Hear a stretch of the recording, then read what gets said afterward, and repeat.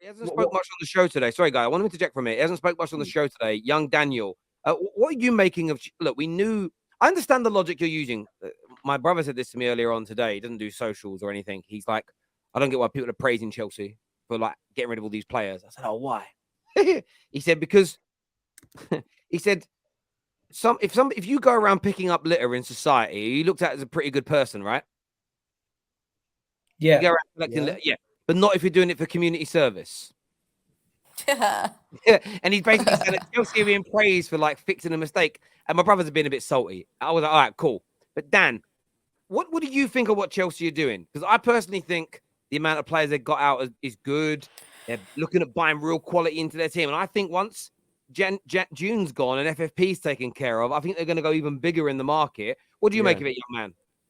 Look, I understand what they're doing. These players, they've been terrible this season. Chelsea, it's not secret that they were crap this season. Most of the players were the reason for that. I understand what Igal is saying, and I understand what you're saying.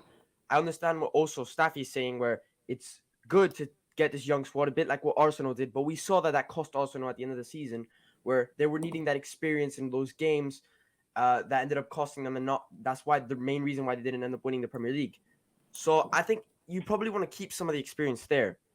And make a young squad, but keep some experienced players around because but that's why we're keeping Silva. Silva's a big someone that we're keeping. That's exactly where I was going. That's exactly where I'm going. It's not fully a young squad. There is still some experienced players there, and I think I agree with what Chelsea's doing. Chelsea, I think it's just a little bit off to us because we're so not used to seeing this happen so quickly, but. This is what we want from our football clubs most of the time, a rebuild. That's exactly what they're doing. Now, maybe you think that they're doing too quickly, but I don't think that's a bad thing. I think that you want it to be done quickly. Why wait all these years? Just, in my opinion, I completely agree with what Chelsea's doing. But I hear your argument that it may be a little bit too fast, but I don't think that's a bad thing.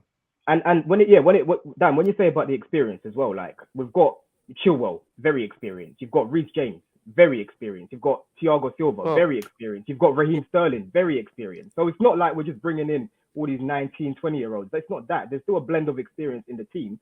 But we're going to name three teams in world football who go with an attacking front like you would have next season. Obviously, we're going based off what you have right now. You still need to go and sign a striker. If you go and sign a striker, you go and sign a goalkeeper. And then you bring in two midfielders. I would say Arsenal. You don't have a prolific number 9, but you have really good inside forwards. You have a really good person that plays in that hole in Odegaard. Now, I'm not suggesting their inside forwards are as good as Martinelli and Saka, but Arsenal's setup is, from a profile point of view, the same as of right now. You don't have a recognized out-and-out number 9 who's a goal scorer.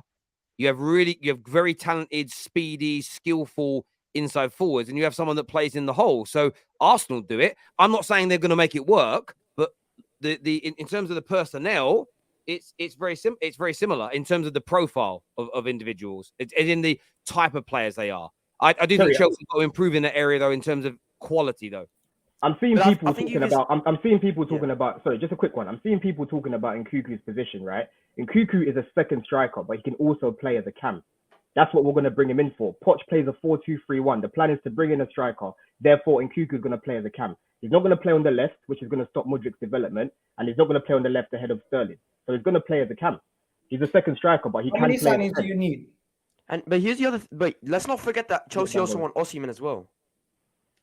Yeah, so that's a big rumor. We're still looking at our main striker. We're still looking to bring in another striker. Like Jackson's not going to be our number 1 striker. That's not the plan. Yeah, the window's literally. If Jackson's your striker next season, you're lucky if you get top 6.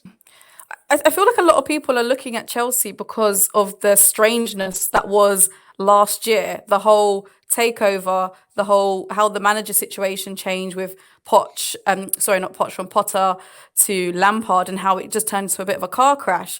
So, and with the amount of signings that they bought and the amount of money they've spent, and now they're trying to shift a lot of players quite quickly. It's not the done route, but it's almost a bit of, we don't know whether Chelsea's going to do really well next season or progress from 12th, like from last season. onto this season with Poch is a bit of an unknown. So we kind of have to give them a bit of a chance to see where they're going. They're bringing these players in, but none of us know how Poch is going to play with Chelsea. We know the kind of style that he likes. We know the kind of player profiles he likes. But the way he played a couple of years ago at PSG or how he played at Tottenham is not necessarily going to be the same way that he's going to play at Chelsea each year. Top coaches, anyway, are going to tweak their systems to the league that they're playing in, the opposition that they have, and etc. So I think we should just wait and see a little bit. Hold fire on Chelsea. You're criticizing our attack, but you're the same guy that was twerking for Mudryk. Do you know what I mean? We've got Mudryk here. You wanted him, and we've got him, and you're still criticizing that he's going to. Who's Mudryk? What's the problem? I don't know who that is. Who's that? I don't know that. What team in Europe is going to? Can I ask you a question? Is there a worry with Chelsea doing this young player thing that if they get more success quicker than Arsenal's young team, that it could overshadow it? Is that what the projection is here, Gal? Terry, in the most respectful way possible, they don't know what they're doing. So I'm not. You know what it is, Miguel?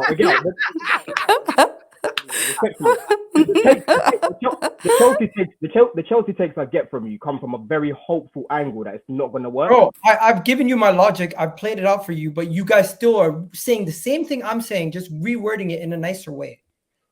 If you don't like what I'm saying, it's the harsh reality. Chelsea Football Club.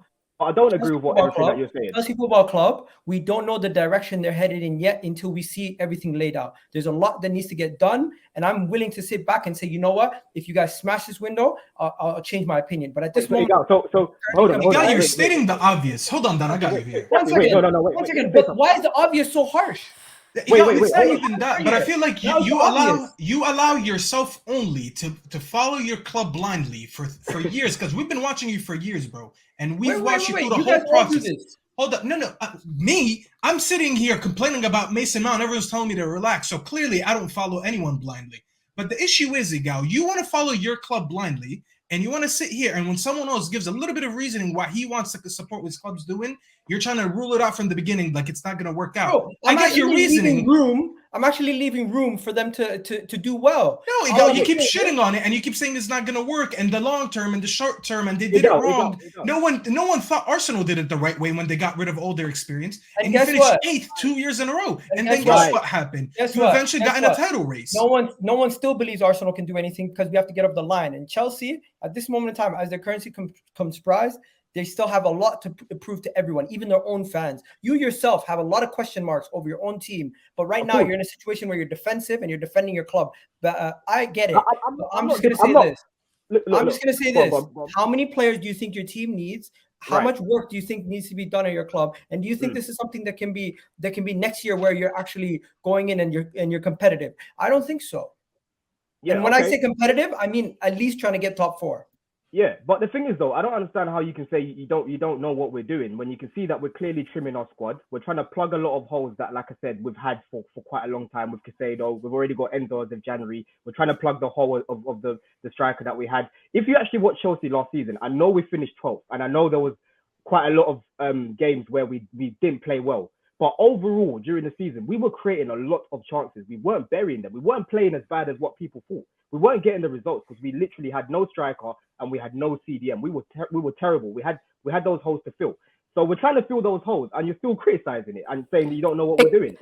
Gal, if listen, we should just let Chelsea go back to their roots. Let them go back to that pre-2003, prior to that takeover. If this is the route they want to take, Gal, let them take it. Listen.